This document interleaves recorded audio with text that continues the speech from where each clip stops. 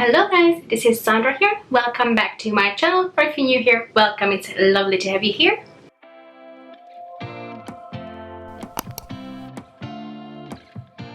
So, it's been a while since I started my channel with one of my eye done and the other one isn't. So I thought today is the day and we're gonna play with the Revolution Neon Shadow Palette in Not a Dream. I already have a review up on this together with another of the neon palettes. I can link it here if you want to check it out. But today we're gonna just play with this as part of my Use Them Shadows, where if you're new here, every week I choose a palette of my collection and I create a look with it that I don't have it on my channel, hopefully, so I can rotate through them all and make sure I play with them all. But now, without blabbering on for too long, I'm gonna zoom you in and we can hop into the tutorial. Alright, here we go. Also, before we start, I've done my eyebrows a lot more natural than I normally do, so let me know how you feel about them. I quite like it. But anyway, I usually have my eyes primed and I sort primed today with my Urban Decay eyeshadow primer potion in Original. But I only did it in the inner and outer corner and under my brow, just because I wanted to have a primer there. But on my lid, I'm going to actually use a cream shadow from Free Mina or Mina. I never know how to pronounce it. If you know, please help me, I have no idea. But we're gonna use this, which is a beautiful purple shadow. It's quite bright, but I just wanted this to give a bit of a different dimension to the shade that I have all over on my lid. I think that's quite a good way if you want to play with it. And also I want to make sure that I use all my cream shadows, so I just use a little Babyliss brush and dip it in there. Oh, a bit more because that was nothing. And I just blend it out on the eyelid. I just want it to be a wash of color. I don't want it to be anything too strong. Obviously you don't have to do this, or you can use any other color under there, depending on how you want to manipulate it.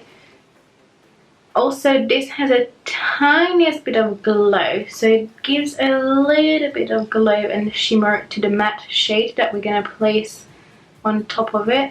Not a lot, just a little bit, and I just blend it till my crease so it doesn't have a harsh edge.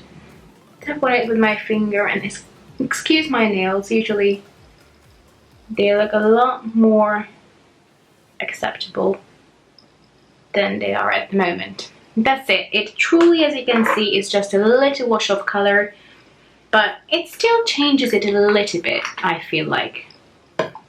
So now we're gonna go into the shade, I believe it's number 1, which is that shade, maybe it's number 3, I don't know. You will see it on the screen. I will put up some sort of helping guides. And usually I start from my crease in, but today I decided I'm starting with the lid and then blending it out. So I'm gonna take a flat brush. This is a MAC, I don't know, their standard flat brush. And I'm packing that shade onto the lid, and I feel like it just turns it a bit more pinky purpley than it would be by itself. So I'm just generously again packing it on the lid like so. You don't have to be really that neat, because then we're gonna go in with the blending brush. I'm using the Blancamis Cosmetics E42, dipping it in the bright orange shade. I love that shade, but also once it mixes with everything else, you can see it's not that bright and it turns almost red. And I just start blending that shade out. And as you can see, this is more of a rounded shape this time rather than anything blended out.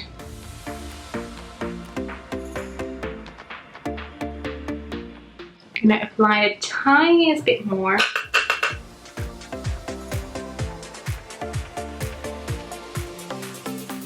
Next, I'm going to reach for my Morphe M506 brush, which is just a lot smaller size of a blending brush, but it's still really fluffy. And I'm going to dip it into the red shade and use it just directly in my crease where the two colors meet, so it just fuses them a bit more together, and also it deepens up the color a little bit more. And this one I don't bring that much on the outer corner, more just in the crease. And if you feel like it needs more blending, then you can go back into the brush that we used before without any additional product and just give it a bit more blending. This is going to be a really quick and easy look. You know, you don't always have to spend too much time on it, even though it's colourful. Then I'm going to still take the small blending brush, but I'm going to dip it back in the first mauvey, purpley kind of shade and just apply in the outer corner. And as you do that, blend it into the outer portion of the crease, just to make sure everything fuses together nicely. And then if you want to go back again one more time with the blending brush. And I don't know why, I always feel like everything blends a lot better on this side than on that side for some reason. I think we all have a better eye, don't we? I hear it from a lot of people anyway. Alright, now we're gonna go in first with the Milani Fierce Foil eyeliner, but any brown liner will do, a brown shadow. I just wanted something that gives a little bit of dimension as per my usual style, but not too much. So I'm gonna just take probably this brush that's just from a random Amazon set, any flat brush that you like to do eyeliner with, and smudge it out. As you can see, it's nothing too structured or too strong. I'm just looking around because I need a small mirror. Let me use this one. And on the other side, after I've done that, I went back into the palette with the same brush that I used for my liner and took the first purpley shade that we have all over on the lid as well to blend it a bit furthermore, because I felt like, I don't know, I wanted to make it even more muted. And I'm actually wondering if I might want false lashes. Now again, this step is not supposed to, you know, make a lot of difference, but sometimes it's all about the subtle ones. Yeah, I wonder if actually I might want false lashes today. Oh, and let me even it out because that wing is a lot smaller than this one. It always happens. As a last step, I take a teeny tiny brush and dip it into that shimmery red shade and apply it in the inner corner. And now I'm just gonna complete the rest of my complexion and then I will be back for my lower lash line. Alright, so I'm back. I finished up this eye, and if you see a little bit of blackness under there, I just sneezed after my mascara, so I'm just waiting for it to dry and then I can clean it up. But I also applied some false lashes here, and it will look better once I put mascara on. I see it's a bit jagged there at the moment. It's okay. I put on the Ardell, I think these are the Demi Wispies, and what I like to do once I apply mascara, I'm just looking in front of me, I'm trying to find everything. So once I do, when I apply the false lashes, once it's dry, I like to take an eyelash curler that I don't normally use, get the lashes in there with my lash, and press them together before mascara, so it helps to push the two together. I never do this like after mascara. Is it coming off? Oh my god. It's not coming off, it's just stuck a bit funny. I had to remove it once and then put it back, so we'll see how it looks with mascara. I think that will help it a lot. But on this side, it didn't work out that well. It's always harder to put lashes on this side of my eye for some reason. I don't know why. But anyway, what I did first on the other eye is I went in with the highlighter that I use on my face, which is from the Tilbury Filmstar Bronze Glow palette. I mean, the bronzer is not even the original one, it's another one I repressed in there, and even that one has a huge pan, so you know. This one is well loved, and I just took a small brush, but oh my god, why can I never find anything? Are you the same? Do you have a huge mess in front of you when you do your own makeup?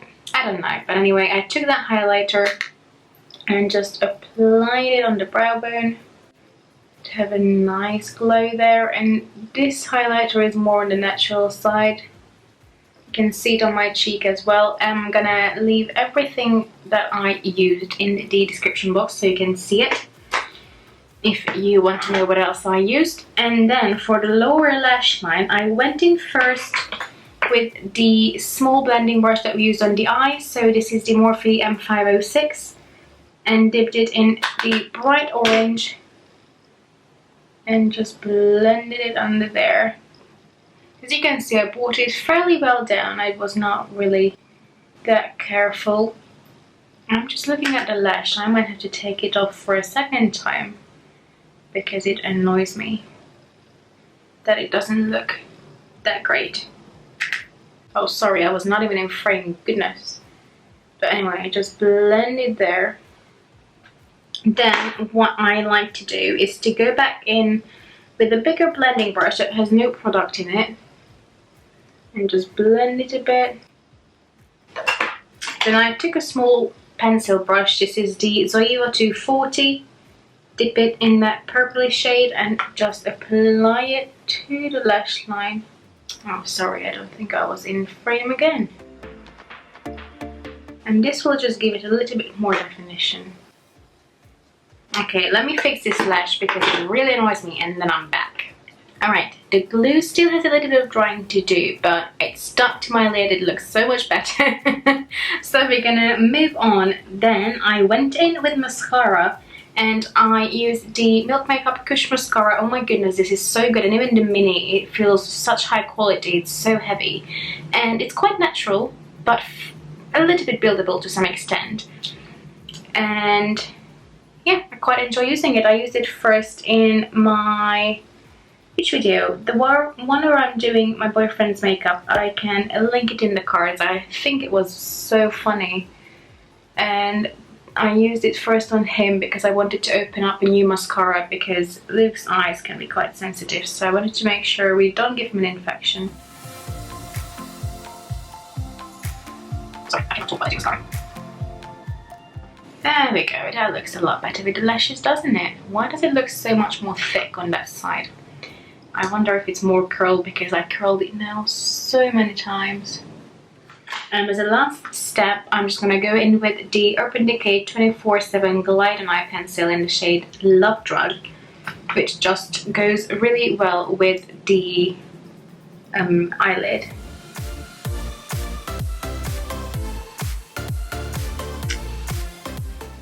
And ta-da!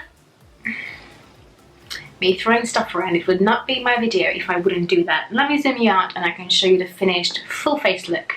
There we go. That's the finished look. I love it. It's so nice when you don't wear lashes all the time, which I never do. Then you put them on and it's like, poof. I just don't know. I really like it. I really like my brows as well. A lot more natural like this. But that's the video for today. I hope you enjoyed this tutorial. Let me know what you think, or if you actually picked up this palette. Again, I will link my review in the cards as well and in the description box below. But for now, I'm gonna go. If you like this video, please give it a thumbs up and please consider subscribing. It would mean so much to me. But for now, I think I'm gonna go. Just so you know, I post videos Monday, Wednesday and Friday, and I have the occasional Saturday videos as well. They're all in the beauty realm, especially, you know, makeup. That is my thing. But again, I'm gonna go now. I hope you have a lovely day and I hope to see you in my next video. Bye bye!